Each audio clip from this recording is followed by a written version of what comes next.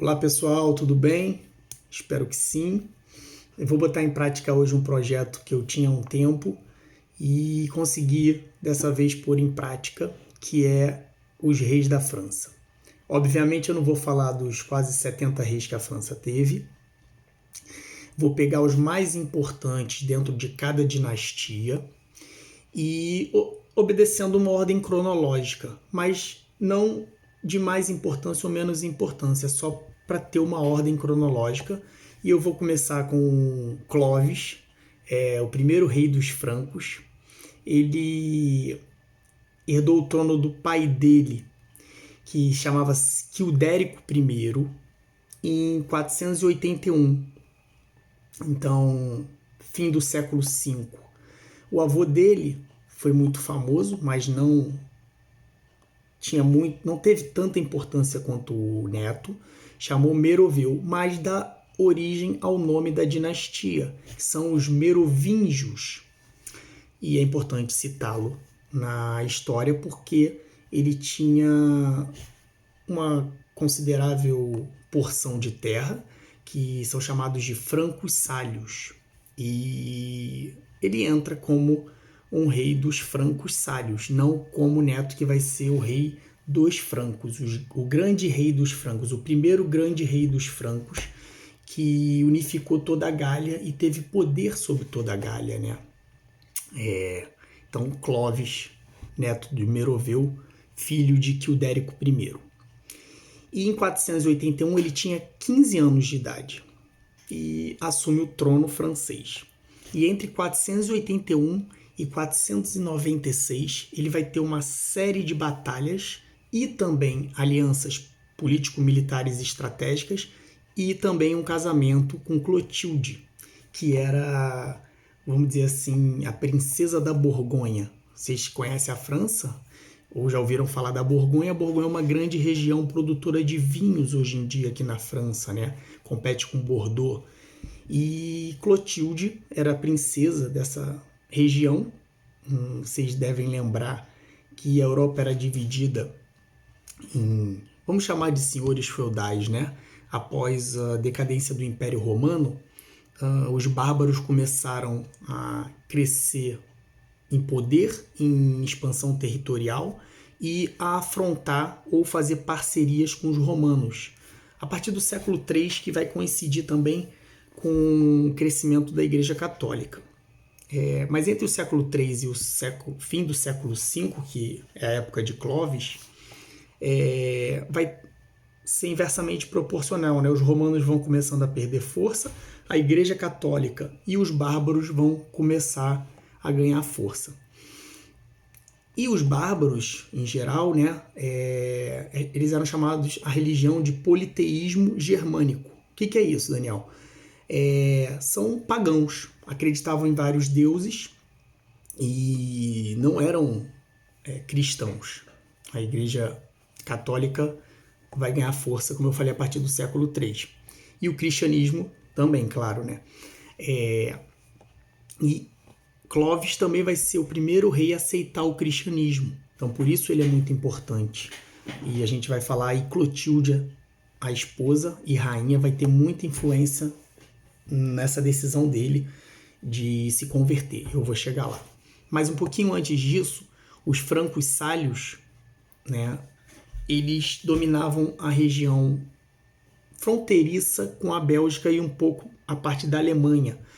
E todos os francos, porque eram várias tribos, então os francos estavam a oeste do Reno, o rio que delimita aqui a divisão com a França, né? Entre hoje em dia a França e ali a Alemanha, a Renânia. Então tem que dar uma olhadinha também no mapa depois vocês entenderem o que era a Gália. E Clovis, através de guerras, casamento e parcerias, acordos, ele vai unificar toda a Gália. E a primeira batalha importante é em 486, é a Batalha de Soissons.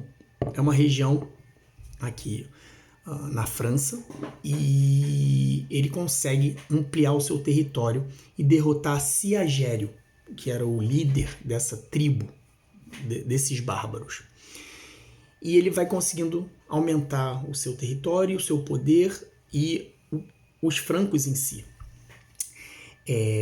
Depois, em 496, ele tem a famosa Batalha de Tolbiac, desculpa. A Batalha de Tolbiac é muito importante para a história da civilização moderna, para a história do cristianismo e para a história da França em si. Por quê? Porque é nessa batalha que Clovis, conversando com a sua esposa Clotilde, ele fala que é uma batalha muito complicada e muito importante para a unificação da Gália e para a conquista plena da Gália. E Clotilde, conversando com ele, explica a religião dela, ela era cristã e acreditava em Deus, claro, e fala para ela sobre esse Deus. E ele fala, então faz meio que uma promessa, se esse Deus é tão poderoso e se ele me fizer vencer essa batalha agora que eu vou batalhar, a Batalha de Tolbiac, eu me converto ao seu Deus, eu aceito o seu Deus, o cristianismo.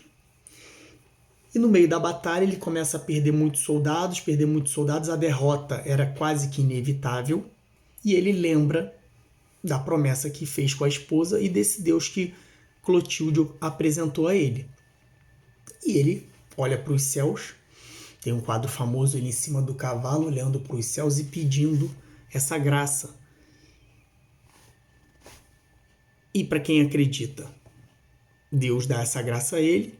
Para quem não acredita, acontece. O chefe da tribo que ele estava guerreando, né, desses bárbaros, ele é assassinado e os soldados ficam desnorteados e abandonam o campo de batalha. Ele volta para sua esposa, conta, e ele é obrigado a aceitar o cristianismo e Deus. E eis que surge o bispo de Reims, Saint-Remy, e fala para ele, através da esposa, que ele deveria aceitar o cristianismo lá em Reims e ter uma cerimônia de batismo, né? E se tornar o primeiro rei a aceitar o cristianismo. E ele pensa que a grande parte da Europa estava aceitando o cristianismo e isso aumentaria também o seu poder e a sua força, fazendo uma aliança com a Igreja Católica, Igreja Romana. E ele aceita isso e é batizado em Reims. Inclusive, tem a lenda de que, no meio da cerimônia, uma pomba desceu do céu, em forma de Espírito Santo, né, claro, com óleo, e ele foi ungido por esse óleo e se tornou o primeiro rei dos francos e o primeiro rei cristão da história da Europa. Isso é muito importante porque mais de 35 reis da França vão ser coroados em Reims para seguir a tradição e 18 reis da França vão se chamar Luís. Como vocês sabem, a França teve muito rei chamado Luís, muitos reis que escolheram para o seu filho o nome de Luís, e Clovis, na linguagem da época, significava Luís. Então, 19 reis com Clovis foram Luís, né? Vamos dizer assim. Então, muita gente pergunta sempre pra gente por que tem tanto Luís na França, e tem a ver com o primeiro rei dos francos e o primeiro rei a aceitar o cristianismo, que foi Clovis. Depois, Clovis e a sua esposa Clotilde são enterrados na abadia de Santa Genoveva. Com a construção da Basílica de Saint-Denis, eles removem os restos mortais de Clovis e de Clotilde para a Basílica de Saint-Denis, onde quase todos os reis franceses e rainhas estão enterrados até hoje. Foi mais ou menos aí a história de Clovis. Espero que tenham gostado. Quase 10 minutos aí de história. E ele morreu com 45 anos. Então, dos 15 aos 45, 30 anos de reinado. E foi muito importante para a formação do que é a sociedade ocidental e também da Igreja Católica na Europa e na França, e permitiu essa parceria, vamos dizer assim, entre os reis franceses e a Igreja Católica, e também a longevidade dessa dinastia, que é a dinastia dos Merovingios, que durou quase 200 anos. Tá bom, galera? Obrigado, um abraço, até o próximo rei, hein?